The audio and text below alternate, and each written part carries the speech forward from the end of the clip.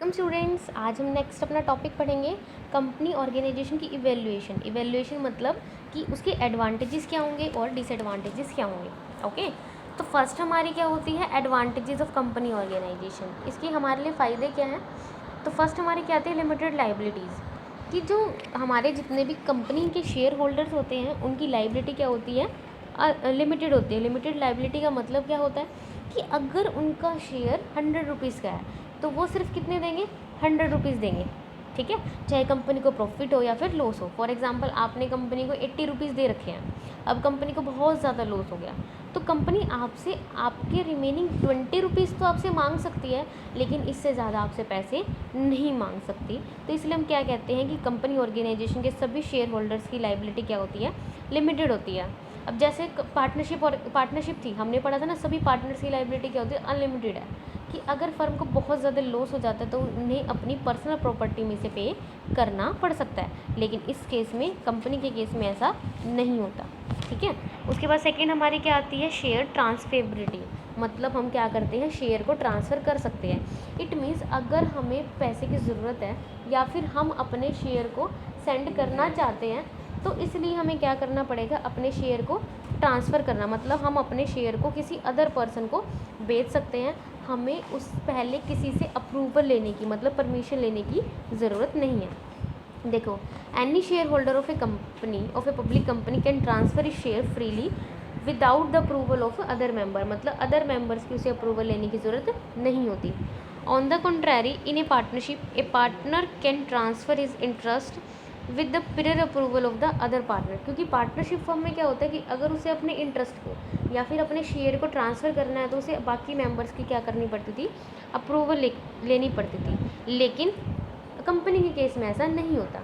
This facility of transfers of share make the investment liquid, क्योंकि company के अंदर यही जो काबिलियत है या फिर ये जो लाभ है ये एडवांटेजेज है, इससे हम अपनी इन्वेस्टमेंट को लिक्विड बना सकते हैं। मतलब जब हमारे पास पैसा है तो हम इन्वेस्ट कर देंगे, कभी भी ज़रूरत है तो उसको हम क्या कर देंगे कैश में कन्वर्ट करा सकते हैं, क्योंकि इसमें हम क्या कर सकते हैं क्विकली कैश को क्या कर सकते हैं जब भी ज़रूरत होगी कैश को इन्वेस्टमेंट में और इन्वेस्टमेंट को कैश में कन्वर्ट करा सकते हैं। ठीक है, जिससे हम क्या कर सकते हैं अपनी ज़्यादा से ज़्यादा सेविंग्स को कंपनी में इन्वेस्ट कर सकते हैं।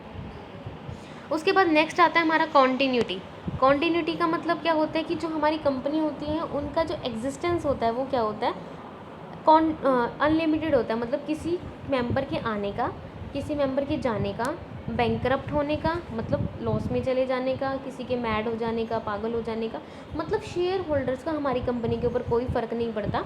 ठीक है, ये तो हमारी क्या आती है कॉन्टिन्यू चलती रहती है। उसके बाद फोर्थ पॉइंट आता है scope for growth and expansion, कि जो कंपनी है उसके अंदर ग्रोथ के और एक्सपेंशन के चांसेस क्या होते हैं बहुत ज़्यादा होते हैं। क्यों? क्योंकि कंपनी में हमारे पास कैपिटल क्या होता है सफिशिएंट होती है, बहुत ज़्यादा अमाउंट में कैपिटल होती है। मैनेजमेंट भी हमारी सफिशिएंट होती है, क्योंकि हम क्या कर सकते हैं हाई स्किल्ड मैनेजरियल मेंबर्स को अपॉइंट कर सकते हैं। ठीक है, लाइबिलिटी भी हर पर्सन की क्या होती है लिमिटेड होती है। इट मीन्स हम अपने बिजनेस के स्केल को क्या कर सकते हैं लार्ज स्केल तक बढ़ा सकते हैं, हमारे कॉस्ट ऑफ प्रोडक्शन को भी कम कर सकते हैं, हमारे प्रोडक्ट की क्वालिटी को भी अच्छी कर सकते हैं, सस्ते रेटों पर क्या कर सकते हैं गुड्स को अवेलेबल करा सकते हैं कंज्यूमर्स को। अब ये सारी चीज़ें हो जाएंगी तो हमारे बिजनेस का स्कोप क्या हो जाएगा बढ़ जाएगा, प्रॉफिट भी हमारे ज़्यादा होने स्टार्ट हो जाएंगे। ठीक है, उसके बाद फिफ्थ आता है हमारा एफिशिएंट मैनेजमेंट। एफिशिएंट मैनेजमेंट का मतलब हमारी जो मैनेजमेंट है वो एक्सपर्ट्स के द्वारा की जाती है। क्यों? क्योंकि देखो कंपनी ऑर्गेनाइजेशन में हमारे पास पैसे की कोई कमी नहीं होती, हमारे पास कैपिटल बहुत ज़्यादा होती है। इट मीन्स फाइनेंशियल रिसोर्सेज हमारे पास बहुत ज़्यादा होते हैं। अब फाइनेंशियल रिसोर्सेज हमारे पास है तो हम क्या कर सकते हैं बहुत अच्छे मैनेजर्स को अपॉइंट कर सकते हैं। ठीक है, उन्हें क्या कर सकते हैं हाई मैनेजरियल टेक्निक्स का वो यूज़ करके बहुत अच्छी मैनेजमेंट कर सकते हैं। लेकिन अगर हमारे पास दूसरी ऑर्गेनाइजेशन सोल प्रोप्राइटरशिप है पार्टनरशिप है तो वहाँ पे हमारे पास कैपिटल मतलब फाइनेंशियल रिसोर्सेज हमारे पास इतने अच्छे नहीं होते, लिमिटेड अमाउंट में होते हैं। तो फिर हमें क्या करना पड़ेगा, हम वहाँ पे नहीं रख सकते ना एक्सपर्ट को, क्योंकि उन्हें हम अफोर्ड नहीं कर पाएंगे। जिसकी वजह से देखो एक्सपर्ट एज वाइट तो एक्सपर्ट होती है, वो हमें बहुत अच्छे से गाइड कर सकती है।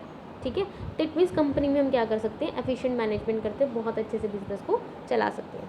ठीक है, लेकिन अब देखो हर चीज़ की क्या होती है एडवांटेजेस होते हैं तो लिमिटेशन भी होती है, कमियां भी होती हैं।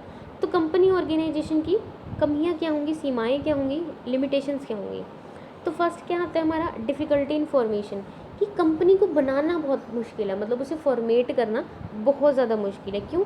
क्योंकि देखो कंपनी को बनाने के लिए हमें बहुत सारा क्या करना पड़ता है, पेपर वर्क करना पड़ता है। Paper work in the sense हमें बहुत सारे डॉक्यूमेंट्स सब प्रिपेयर करके कहाँ पे सबमिट कराने पड़ते हैं, रजिस्ट्रार के पास, ठीक है। और उसमें भी काफ़ी ज़्यादा लीगल फॉर्मेलिटीज़ का यूज़ किया जाता है, जिसमें हमारी काफ़ी सारी टाइम यूज़ किया जाता है, मनी भी हमारी काफ़ी ज़्यादा यूज़ हो जाती है, ठीक है। तो हमें उसको बनाने में काफ़ी ज़्यादा प्रॉब्लम आती है। फिर हम सोचते हैं कि इतनी ज़्यादा प्रॉब्लम है तो कोई बात नहीं, हम छोड़ो, हम तो छोटा ही बिजनेस कर लेंगे, मतलब पार्टनरशिप या फिर सोल प्रोप्राइटरशिप, ठीक है। तो इसलिए हमें काफ़ी ज़्यादा प्रॉब्लम्स आती हैं। अब मैंने कहा कि बहुत सारे डॉक्यूमेंट हमें प्रिपेयर करने पड़ते हैं, तो कौन कौन से डॉक्यूमेंट हो सकते हैं हमारे? हो सकते हैं मेमोरेंडम ऑफ एसोसिएशन हो सकता है, आर्टिकल ऑफ एसोसिएशन है, प्रोस्पेक्टस है, मतलब ये सारे हमारे डॉक्यूमेंट होते हैं। इन डॉक्यूमेंट्स के बारे में भी हम पढ़ेंगे, ठीक है। अभी आप इनके नाम पढ़ लीजिए। उसके बाद सेकंड आता है हमारा लैक ऑफ सिक्रेसी। सिक्रेसी मतलब गोपनीयता। हमारी जो कंपनी ऑर्गेनाइजेशन होते हैं वहाँ पे सिक्रेसी नहीं रहती। क्यों?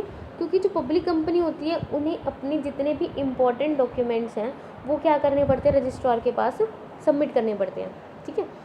और वो और कोई भी पर्सन जो भी उस डॉक्यूमेंट को देखना चाहे, जो फीस डिसाइड की गई उस फीस को पे करके रजिस्ट्रार के पास जाके चेक कर सकता है।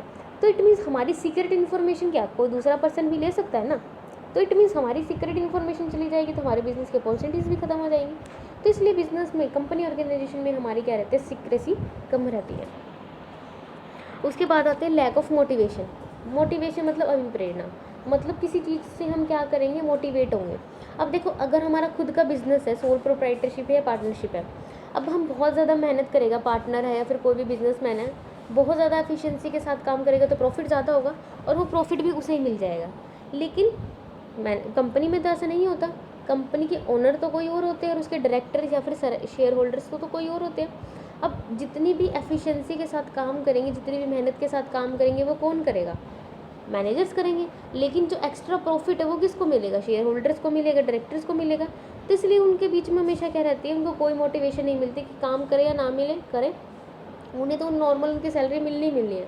तो वो क्या सोचते हैं कि हमें क्यों ज़्यादा मेहनत करें, क्यों हम ज़्यादा बर्डन लें। तो इसकी वजह से मोटिवेशन नहीं मिल पाती, जिसकी वजह से हमारा जो एफिशिएंसी है वो, मतलब काम है वो ज़्यादा नहीं हो पाता, हम नॉर्मली काम करते रहते हैं।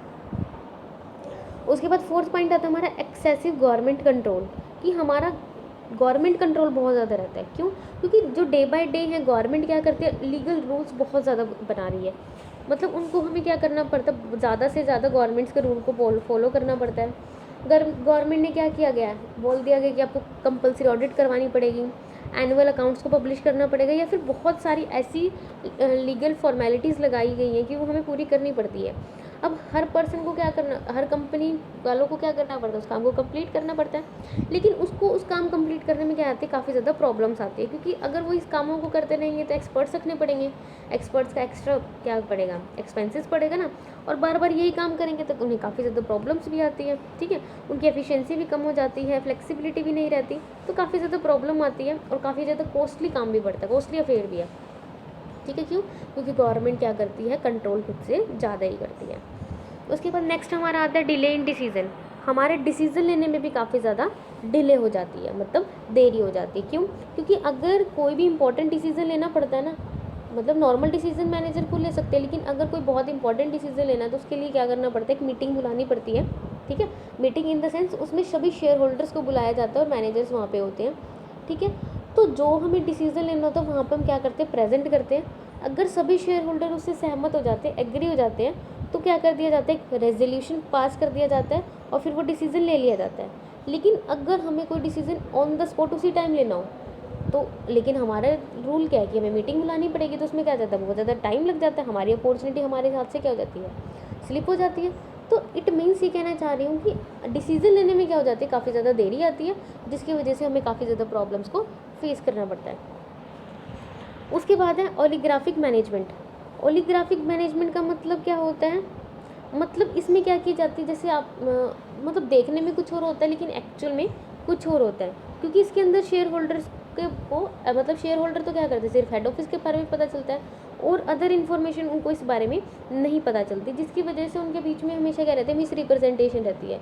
बेशक से वो कंपनी इतनी अच्छे से चलती नहीं हो, उनका प्रॉफिट अच्छा नहीं, फिर भी उन्हें विंडो ड्रेसिंग के ज़रिए बहुत अच्छा दिखाया जाता है, जिसकी वजह से काफ़ी ज़्यादा हमें प्रॉब्लम आती है, ठीक है। आपको समझ आया होगा।